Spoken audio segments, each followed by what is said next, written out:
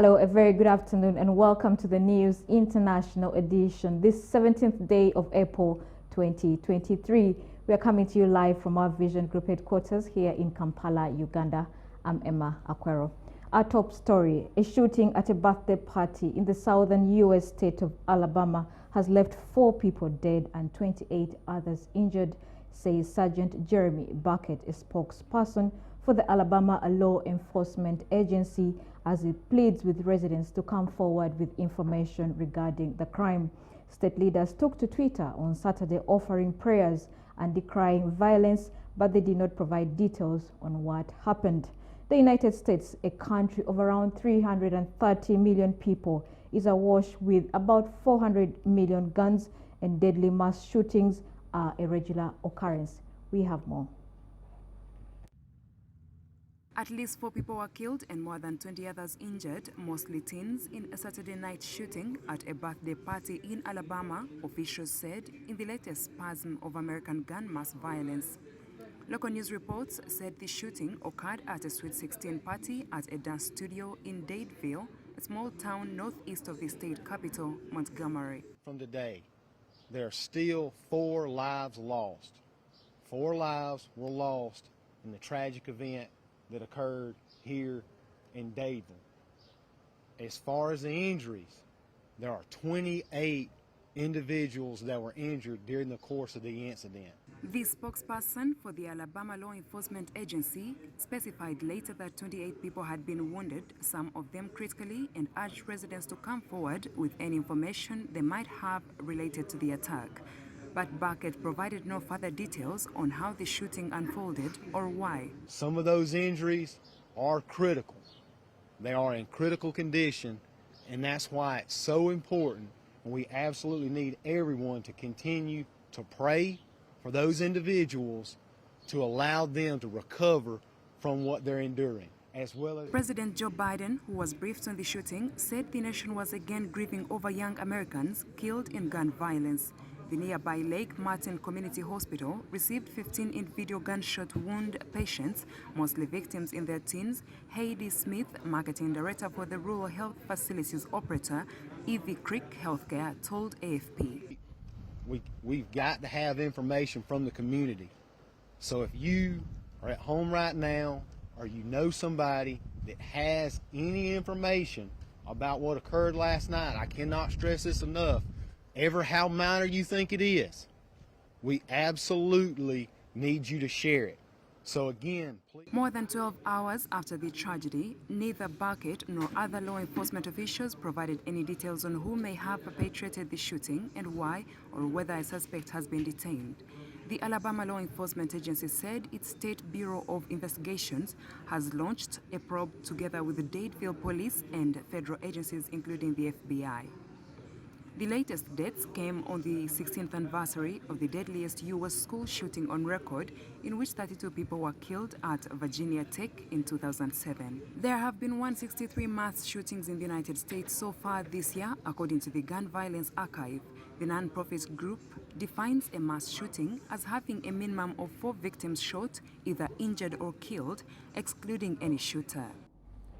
Now, thick black smoke billows from a fire at Khartoum airport, while the sound of gunfire echoes through the night as fighting between the regular army and paramilitaries raged for a 3rd day, with the death toll rising to nearly 100. Explosives rocked the Sudanese capital, Khartoum, on Monday as fighting between the army and paramilitary forces led by rival generals raged for a 3rd day, with the death toll surpassing 100. We have more. The violence erupted Saturday after weeks of power struggles between the 2 generals who seized power in a 2021 coup, Sudan's Army Chief Abdel Fattah al-Burhan and his deputy Mohammed Hamdan Daglo, who commands the powerful paramilitary Rapid Support Forces. The death toll among civilians has reached 97, the doctors' union said, adding later that dozens of fighters had been killed. The figure does not include all casualties, as many could not reach hospitals due to difficulties in movement amidst the fighting. The Central Committee of Sudan Doctors, a separate pro-democracy organization, had also reported dozens of deaths among security forces and some 942 wounded. Amidst wide appeals by medics for safe roads to move casualties, the two sides agreed to a UN proposal for a window on Sunday to evacuate the wounded, but the heavy gunfire did not stop. UN Special Representative Volker Perthes, who is in Khartoum, said he was extremely disappointed by the failure of both sides to abide by the humanitarian pause. The World Health Organization warned that several of Khartoum's 9 hospitals receiving injured civilians have run out of blood, transfusion equipment, intravenous fluids, and other vital supplies. The violence has forced terrified Sudanese civilians to shelter in their homes with fears of a prolonged conflict that could plunge the country into deeper chaos, dashing hopes for a return to civilian rule. The fighting broke out after bitter disagreements between Burhan and Daglo over the planned integration of the RSF into the regular army, a key condition for a final deal aimed at ending a crisis since the 2021 military coup they orchestrated together. The RSF was created under former autocratic President Omar al-Bashir in 2013, emerging from the Janjaweed militia that his government unleashed against non-Arab ethnic minorities in Darfur a decade earlier, drawing accusations of war crimes. Daglo later called the coup a mistake that failed to bring about change and reinvigorated remnants of Bashir's regime ousted by the army in 2019 following mass protests. The intense conflict, which has seen airstrikes, tanks on the streets, artillery fire and heavy gunfire in crowded neighborhoods, both in Khartoum and other cities across Sudan, has triggered international demands for an immediate ceasefire. Britain and the United States called Monday for an immediate cessation of violence in Sudan, where fighting between the army and paramilitaries has killed nearly 100 people. There is a shared deep concern about the fighting, the violence that's going on in Sudan, the threat that poses to civilians, that it poses to the Sudanese nation, and potentially poses even to the region. We call upon an immediate cessation of violence, a return to the talks which seem to be heading in the direction of civilian government, and of course that is the ultimate desired outcome. We will continue working both with our close friends in the United States of America and our friends in Africa and the wider Arab world to bring about that move towards peace and a civilian democracy. Future lies in the hands of the generals who are engaged in this fight, and we call upon them to put peace first, to bring an end to the fighting, to get back to negotiations. That's what the people of Sudan want, that's what the people of Sudan deserve, and we will continue to seek ways to support that road back to peace.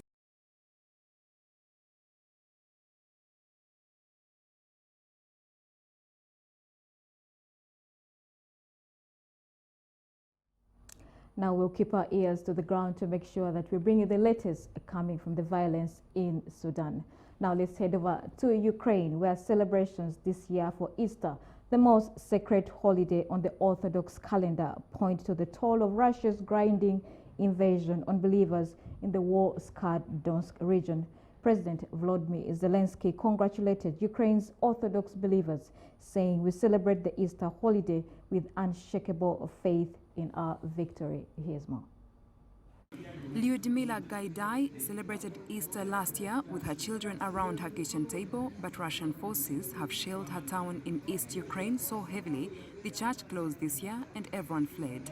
In her cluttered and darkened kitchen, its blown-out windows covered by flattering plastic sheets, the 80-year-old had nonetheless set out a small traditional Easter cake. 80 год уже. Каждый год діти з'їжджались до мене. Last year, the children were at home. They came to visit me.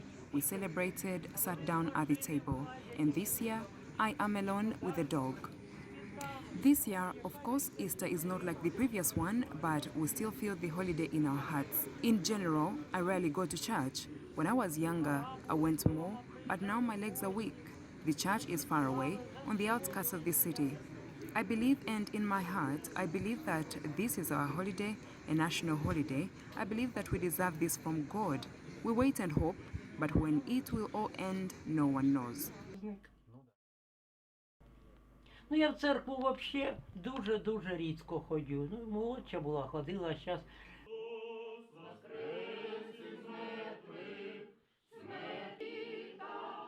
Celebrations this year for Easter, the most sacred holiday on the Orthodox calendar, point to the toll of Russia's grinding invasion on believers in the war-scarred Donetsk region. Ну, после этого, ну что, мы вышли, вот это... We came out and there was smoke from bricks and broken concrete. Houses were burning. We were in the basement. Basement doors flew 5 meters away. The feeling, you know, it was scary, of course. Так что ощущения, сами понимаете, страшно было, конечно. We are not going to the church and we can't go to Slovyansk. You know, there was shelling there just yesterday. It's better to stay at home. Одним словом.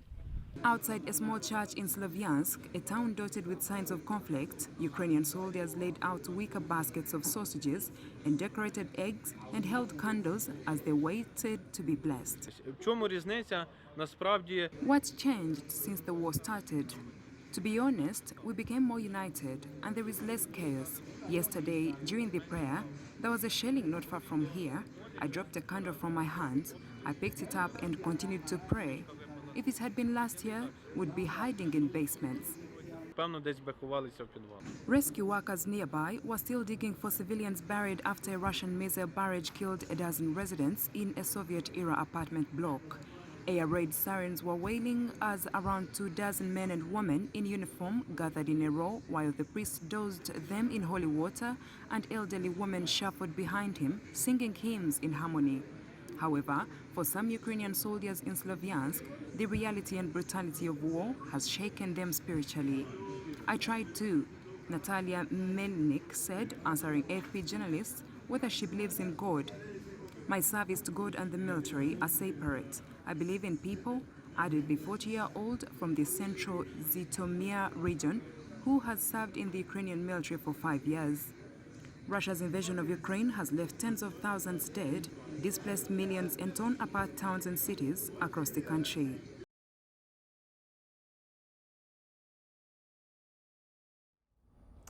The News International edition will now take a short break, but please stay with us.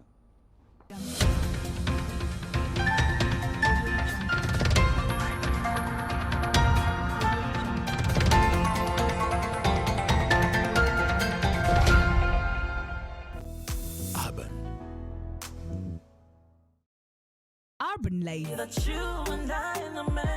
Fun.